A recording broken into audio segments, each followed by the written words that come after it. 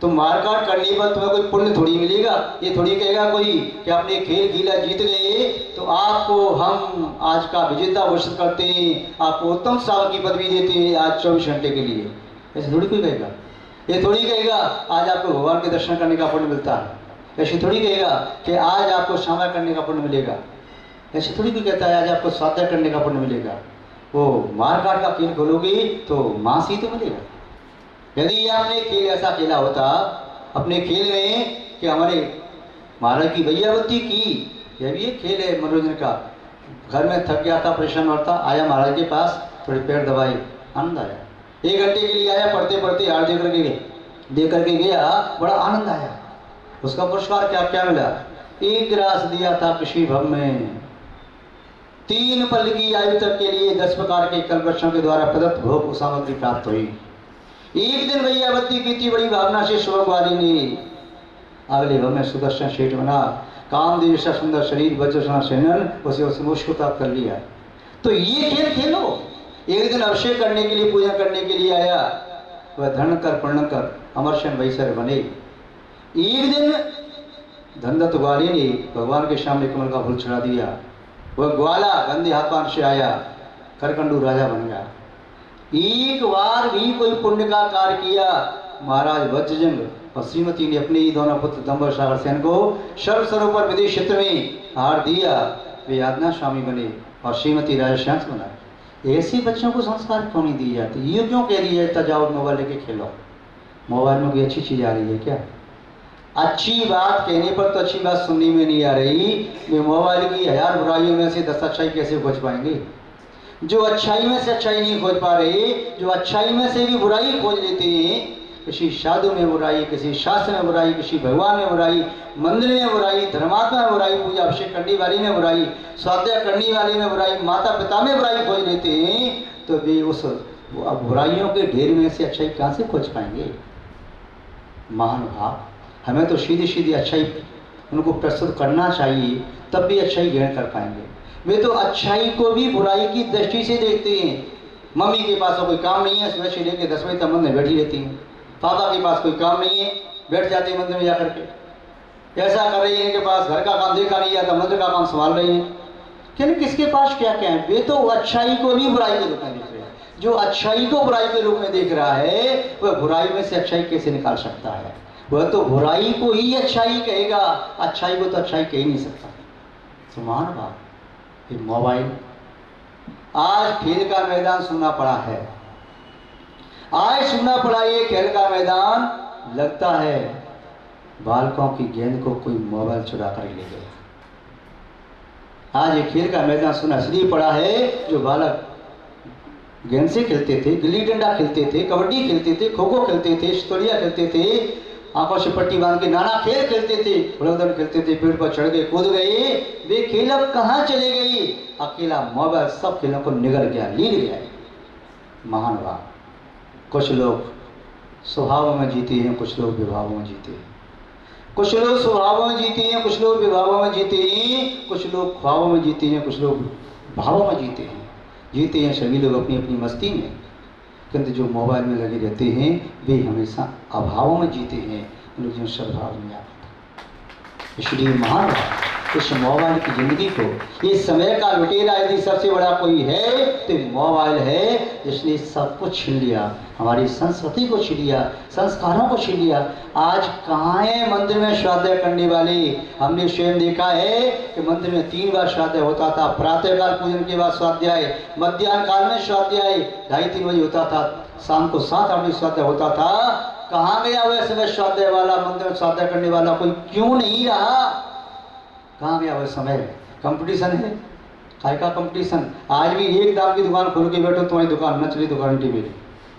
बेईमानी का भाव न रखो, तुम्हारा पुण्य है 3 लोग में कहीं भी तुम्हारे पुण्य का भाग्य का है, भाग करके तुम्हारे पास आएगा, और तुमने बेईमानी करके कितना भी कमा लिया है तुम्हारे पास टिक नहीं पाएगा, इसके भाग्य का चला जाएगा।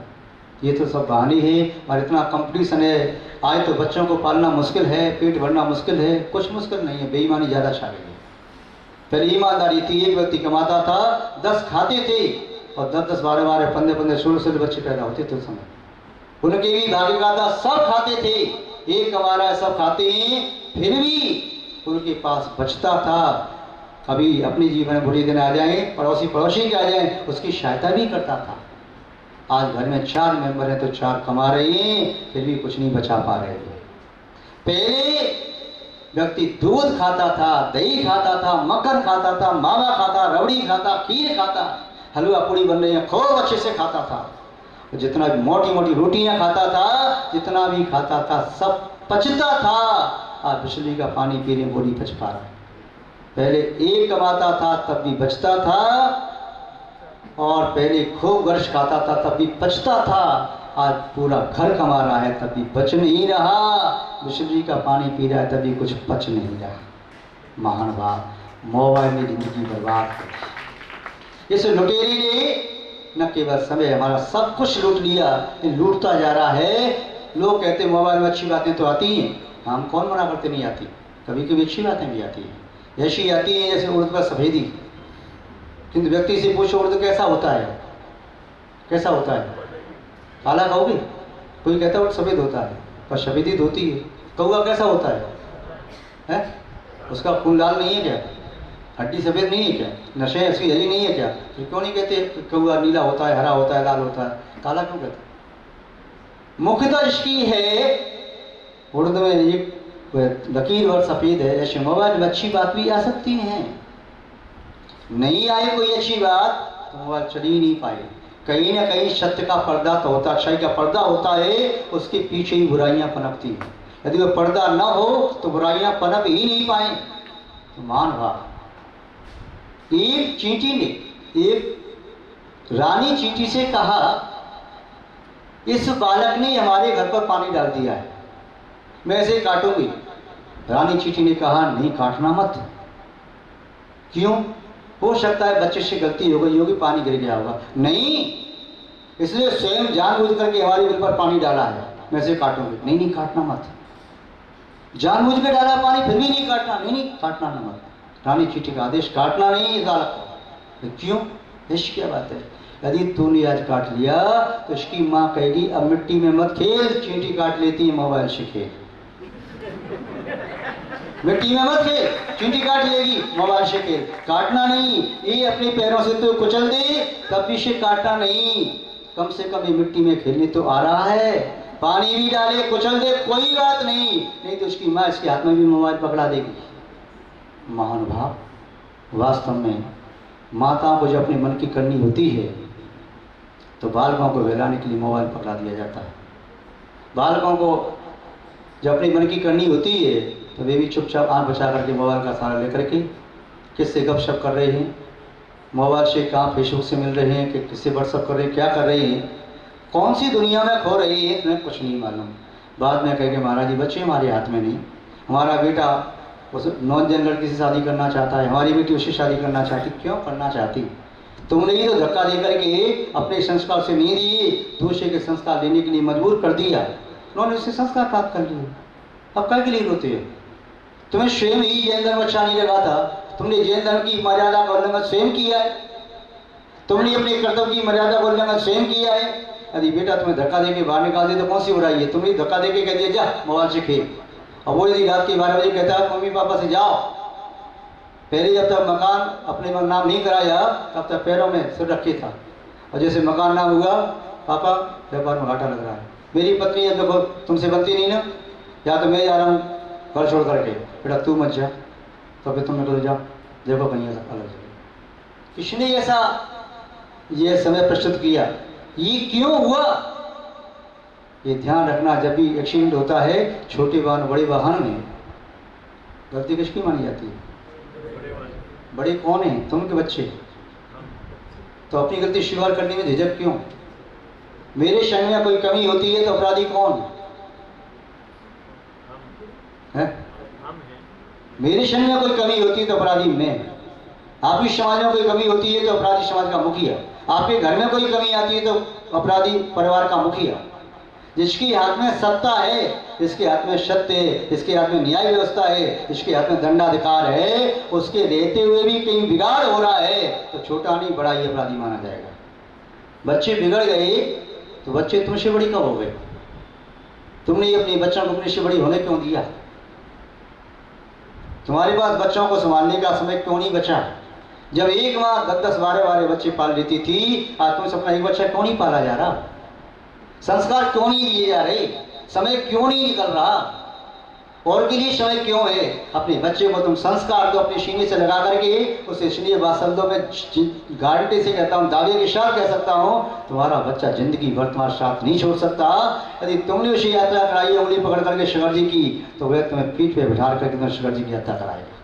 तुम उंगली पकड़ करके मंदिर लाई हो, तो वह भी तुम्हें डोली में उठा करके तीर्थ यात्रा कराएगा। और तुम्हारे पास तो समय ही नहीं है। तुमने बालक को किसी और को दे दिया, बालक को छोड़ करके चले गए, और तीर्थ यात्रा का भाव कम था, मौज मस्ती का भाव ज़्यादा था। यदि तुम्हारे मन में भाव आ सकता है, तो तुम्हारे बच्चे के मन में भाव क्यों नहीं आ सकता? महान भाव, हम दोहरी जिंदगी जीना चाहते हैं। हम बच्चों के साथ जिंदगी दूसरी जीना चाहते हैं, बच्चों की पीठ पीछे जिंदगी दूसरी जीना चाहते हैं, तो बच्चे भी दोहरी जिंदगी जीना सीख जाते हैं। वे तुम्हारे सामने जिंदगी कुछ और जी लेते हैं और तुम्हारी पीठ पीछे जिंदगी दूसरी जीना चाहते हैं। यह सब करने वाला है मोबाइल। जो बच्चे अपनी कॉलोनी के बाहर की बात नहीं जानते थे, वे बच्चे आज मोबाइल पर सब जानते हैं। तुम और हम 20, 22, 25 साल तक के हो गए, तब तक ये नहीं जानते विशेष में क्या चीज़ है। आज 4-6 साल के बच्चों को पूछो, गंदी गंदी बातें, गंदी गंदी चीज़ें भी बता देंगे, तुम्हारी आँखें समझ छू जाएंगी और कहने लगे तो पुस्तकों में पढ़ते, तो वैसे पढ़ाया था, कहाँ देख रहे, क्या क्या नहीं कर रहे। महान बाप, इस सब को रोकना चाहिए। बच्चों का यदि कैरियर बनाना है तो उसके हाथ में मोबाइल नहीं, कर्तव्य की पुस्तक देना चाहिए। बच्चों का भविष्य सुधारना है तो वास्तव में अच्छे संस्कार देना चाहिए। महंगे वाले मोबाइल से कुछ नहीं होता है, अच्छी वाली गाड़ी से कुछ नहीं होता है, अच्छी घड़ी दे दी, अच्छे कपड़े पहना दिए, अच्छे आपने आभूषण दे दिए, इससे कुछ नहीं होता है, जिंदगी बर्बाद होती है। यदि बच्चे को पुण्य का संस्कार दे दिया, धर्म का संस्कार दे दिया, तो उस बालक की जिंदगी स्वर्ग जैसी बन जाएगी। और जब बालक की ज़िंदगी स्वर्ग जैसी बनेगी तो तुम्हारी ज़िंदगी भी नरक जैसी नहीं, स्वर्ग जैसी ही बनेगी। और तुमने यदि बच्चों के साथ खिलवाड़ की, जिस मोबाइल को देकर के तुम स्वयं खिलवाड़ कर रही हो, जो वृद्ध पुरुष भी मोबाइल लेकर के परमात्मा का नाम नहीं ले रहा, उसमें बस जिसमें इंटरेस्ट है, राजनीति में, चाहे खेलों में, चाहे जिसमें इंटरेस्ट है, उसको देखता जा रहा है। कौन रोकने वाला? सब निरंकुश हो रहे हैं। और निरंकुश जो कुछ भी होता है, जो कोई भी होता है, निरंकुश हमेशा संहारक होता, पतन का कारण है। नदी दो किनारों से यदि निरंकुश हो जाए, संहारक बन जाए, हाथी निरंकुश हो जाए, सबको उजाड़ दे। हमारा तुम्हारा जीवन निरंकुश हो जाए तो हमारा तुम्हारा जीवन यानी पूरी समूची मानव जाति और समाज एक बिखर जाएगी, नष्ट हो जाएगी। इसलिए धर्म का, सुसंस्कारों का अंकुश तो होना चाहिए। समय सबसे बड़ा लुटेरा है, लेकिन समय को भी लूटने वाला ये मोबाइल है। इस मोबाइल से बचने का समय पुरुषार्थ करो। ये मोबाइल उतना ही प्रयोग करो जैसे सब्जी में नमक। सब्जी में नमक ठीक है, आवश्यक है। घर में मोबाइल समय को देखते हुए आवश्यक है, हम ये नहीं कहें कि बिल्कुल मत छू। सब्जी में नमक कितना डाला जाता है? ऐसा तो नहीं पूरा नमक खा लिया जाए। तो जैसे सब्जी में नमक का प्रयोग किया जाता है, वैसे जीवन में मोबाइल का प्रयोग करो। जैसे रोग होने पर औषधि का प्रयोग किया जाता है, ऐसे ही आवश्यकता पड़ने पर मोबाइल का प्रयोग करो। जैसे आप समय देते हो मल विसर्जन करने के लिए, दीर्घ शंका रसंका के लिए, उतना समय मोबाइल के लिए दो। बस थोड़ी देर के लिए आपने कुछ संपर्क कर लिया, अपने मित्रों से समय से भेज दिया, अच्छे काम में प्रयोग करो। इस मोबाइल के माध्यम से पुण्य भी कमाया जा सकता है। डेली एक अच्छी बात अपने मित्रों को शेयर करो, अच्छा उपदेशन डेली भेजो, डेली कोई प्रवचन के 2 शब्द भेजो, डेली कोई अच्छी भगवान की फोटो भेजो, क्षेत्रों पर गए वहाँ की फोटो भेजो। परंतु आप फोटो भी भेजेंगे तो भगवान की फोटो नहीं, मैं क्षेत्र खड़ा हूँ, भगवान पीछे देखो मेरे हैं, अपनी फोटो खिंचवाई भेज दी। लोग हमारे पास भी दर्शन करने आते हैं, सामने खड़े हो जाएंगे, फोटो खींचेंगे, सेल्फी बनाएंगे, डाल देंगे मोबाइल पर। महाराज देखें या न देखें, मेरी फोटो दिखना चाहिए, मैं हमारे पास गया था। भगवान देखें या न देखें, भगवान के मंदिर के सामने खड़े हो गए, भगवान पीछे हैं, मैं दिख गया, ये वहाँ का मंदिर है, मैं पहुँच गया, इसका प्रयोग कर रहे हैं। यदि इस मोबाइल का प्रयोग धर्म प्रभावना के लिए किया जाए तो पुण्य कमाया जा सकता है। इसके माध्यम से यदि वीडियो बना करके यदि कोई प्रवचन का अच्छा कोटेशन लगा भेज दिया आपने, कोई महाराज बोल रहे हैं अभिषेक हो रहा है, शांति धारा हो रही है, वीडियो बना करके आपने डाल दी अपने मित्रों को, ओहो भगवान बावली का अभिषेक शानदार घर बैठे देख रहे हैं, भगवान शांतनाथ का, आदिनाथ का, पार्श्वनाथ का, महावीर स्वामी का घर बैठे शानदार अभिषेक। मेरा मित्र गया था, उसने वीडियो बना लिया था और हमारे को शेयर कर दिया। क्या एक क्षण के लिए देखा तो पुण्य का संचित होगा। और आलतू फालतू समाचार आते हैं तो अच्छे व्यक्ति क्या करते हैं, दिन भर में 200 समाचार आए और 2 सेकंड नहीं लगे और सेलेक्ट डिलीट। अब कौन पढ़े अच्छे समाचार, इसमें पढ़ता नहीं व्यक्ति, कौन मार्गदर्शन करे। तो महानुभाव इसका सदुपयोग पुण्य कमाने के लिए भी किया जा सकता है और इसका दुरुपयोग पाप कमाने के लिए किया जा सकता है। तो इस मोबाइल रूपी लुटेरे से बचो, बच जाओगे तो निस्संदेह भव दुख से भी बच जाओगे। यदि इसमें फंस गए, ऐसा चक्र भी हुए, एक बार मोबाइल का स्वाद आ गया तो जैसे श्वान सूखी अस्थि को नहीं छोड़ता, ऐसे मोबाइल का स्वाद आ गया तो छूटता नहीं। फिर तो मंदिर में भी साथ में चलता है, चौकी में भी साथ लेके चलती है, फिर तो कहीं भी बैठी जाप लगाए साथ लेके, सामय कर साथ लेकर के, क्षेत्र यात्रा करने के 3 क्षेत्रों में साथ लेकर के। तो मोबाइल सबसे बड़ा हो गया, यह धर्म का दुश्मन बनता जा रहा है। इसलिए महानुभाव इसे दुश्मन नहीं धर्म का मित्र बना करके प्रयोग करने का पुरुषार्थ करो, इसी में आप और सबका भला है।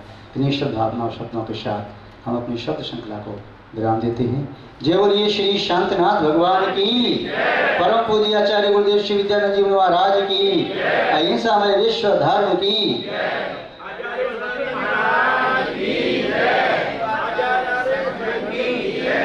जैनम जयतु शासनम विश्व कल्याण कारकम।